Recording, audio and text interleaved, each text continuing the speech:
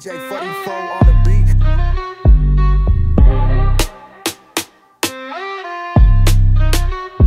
Лягам в 2, ставам 6 часа. Пламъкът горещ няма да изгаса. Тренировки по 2, по 3 всеки ден. Нямам нужда от фалшиви хора до мен. Емоция, чувства на заден план оставя. Момчето реши за себе си да се раздава, защото се раздаде за други неблагодарни.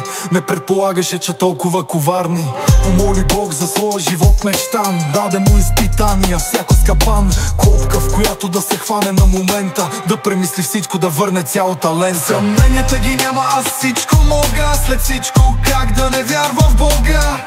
Продължавам напред по пътя свой. Няма пак да избера грешния завой. Съмненията ги няма, аз всичко мога. След всичко как да не вярвам в Бога. Продължавам напред по пътя свой. Няма пак да избера грешния завой.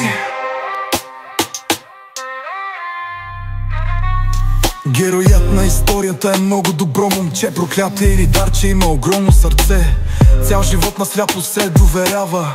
Нараняват го и пак продължава. Грешка след грешка в търсене на утеха, но е време да смени старата с нова дреха. Тренировки по 2, по 3 всеки ден. Нямам нужда от фалшиви хора до мен, но доброто в себе си не ще погубя никога. За верните до мен ще направя каквото мога. Време е да се докажа пред Бог. Този път научих своя жесток урок. Съмненията ги няма, аз всичко мога. След всичко как да не вярвам в Бога.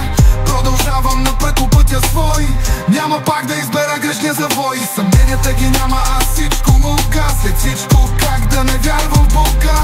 Продължавам напред по пътя свой. Няма пак да избера грешния завой.